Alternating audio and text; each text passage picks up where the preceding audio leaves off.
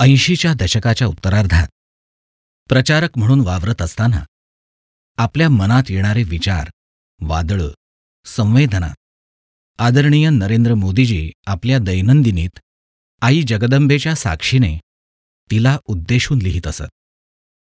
त्यात आदरणीय मोदीजींच्या त्यावेळच्या मनोरचनेचं नितळ दर्शन आपल्याला घडतं. त्या आई जगदंबेशी झालेल्या मनोज्ञ वार्तालापातील हा एक मोती. आई जगदंबेशी हितगुज.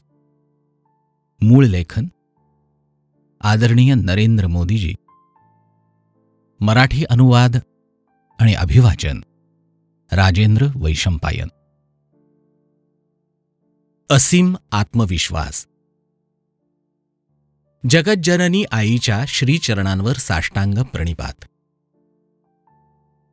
आई, तुझी कशी अजब कृपा आहे. पहा ना, 4 दिवस झाले भोजन आणि निद्रा दोन्ही मिळालं नाही. काही परिस्थितीमुळे तर काही घेतलेल्या निर्णयांमुळे. परंतु तरीही थकल्यासारखं काहीच वाटत नाहीये. अरे, कालची रात्र तर निद्रेशिवायच घालवली, पण तरीही प्रसन्नतेचा अनुभव घेतोय. खरंच हे सर्व तुझ्या कृपेशिवाय शक्य आहे का? काल रात्रभर स्वयंसेवकांचे समूह येत गेले. आज सूर्योदयाच्या साक्षीने शिबिराची सुरुवात झाली. उत्साहाने भरलेलं अद्भुत वातावरण. एखाद्या छावणीसारखं हे दृश्य बऱ्याच लोकांना नवीनच होतं. त्याची एक प्रशंसा पण होती. आई, कधी असं वाटतं की शब्द खरे झाले नाहीत तर चांगलं. तू इतकी तर कृपा कर. पहा ना, यावेळीही असंच झालं. स्वयंसेवकांच्या येण्याच्या संदर्भात माझा अंदाज इतरांपेक्षा खूप वेगळा होता. हो, व्यवस्था तर खूप केली होती, पण जे शब्द बोलले गेले ते खरे झाले. स्वयंसेवकांची संख्या सगळी मिळून केवळ 900 पर्यंतच पोहोचली. असो, तुझ्या कृपेमुळे माझं 6वं इंद्रिय बरोबर काम करतंय याचा आनंद आहे. पण अपेक्षित परिणाम साधत नाही याचं दुःख अधिक आहे. इथे तर तारुण्य हिंडोळे घेतंय. थंडीच्या दिवसातील अशा कडकडीत थंडीत ते सगळे कष्ट घेण्यासाठी इथे जमले आहेत.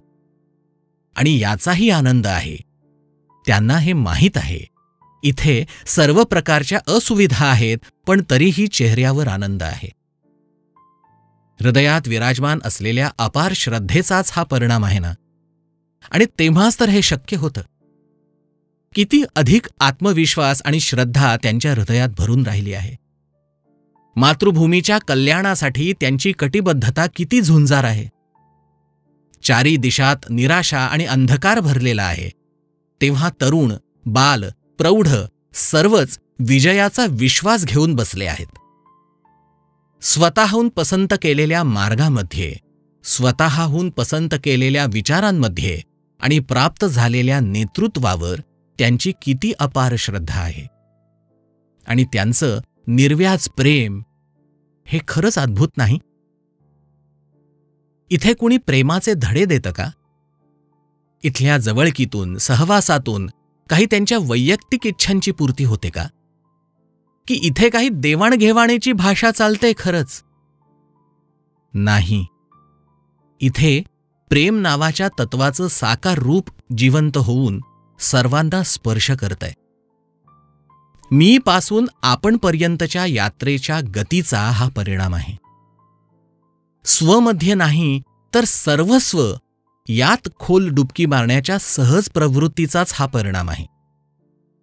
स्व हे केवळ त्याच्या मनोसाधनेचं साधन आहे आणि तितकीच स्वच्या अस्तित्वाची तयारी ठेवण्याचा त्याचा निरंतर प्रयत्न आहे.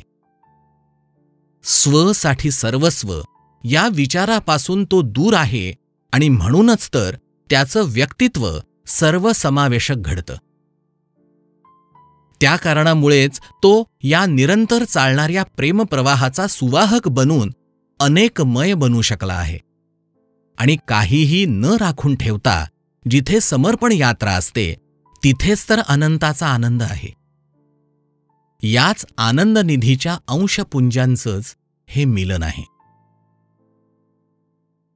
इथे रचला गेला आहे आत्मविश्वासाचा अगाध सागर, सर्वस्व उधळून टाकायची प्रबळ इच्छा, मातृभूमीच्या कल्याणाच्या स्वप्नांचा समुद्र, वामनापासून विराट बनण्याची अप्रतिम महत्वाकांक्षा, अनुशासन आणि संघटन यांचा सहज संगम. समर्पण यात्रेचा झरा प्रकटतो तेव्हा तेव्हा उज्ज्वल भविष्याचा प्रकाशपुंज दिसतो. इथे तपतपस्या यासारख्या शब्दांचा उपयोग नाही. इथे कुठल्याही देवतेचं अधिष्ठान उभं केलं गेलेलं नाही. इथे तर त्याच्या हृदयात विवेकानंदांनी सांगितल्याप्रमाणे दरिद्र नारायणाच्या सेवेची इच्छाच झंकारून टाकलेली आहे. हे सदशक्तीचं मिलन आहे. हो, याच्यातूनच तेजोमय जीवन घडलं जाईल. यातूनच तेजःपुंज उदित होईल. यातूनच अध्यात्माची आकांक्षा संतोष पावेल. हीच कर्मधारा सर्वांना नवपल्लवित करेल. नव्या आशांचे धुमारे फुटतील. खुल्या नेत्रांनी दिसू शकतील अशी राष्ट्रकल्याणाची फळे पिकतील. हेच जीवन आहे. यांच्यासाठीच इथे सर्वांच्या नेत्रात एक समाधान आहे, तृप्ती आहे, हृदयात एक अग्नी आहे. हे पाहायचं आहे की हा वन्ही किती हृदयांना प्रज्वलित करण्यात यशस्वी होतो ते. 7 डिसेंबर 1986. आई जगदंबेशी हितगुज. मूळ लेखन आदरणीय नरेंद्र मोदीजी. मराठी अनुवाद आणि अभिवाचन राजेंद्र वैशंपायन.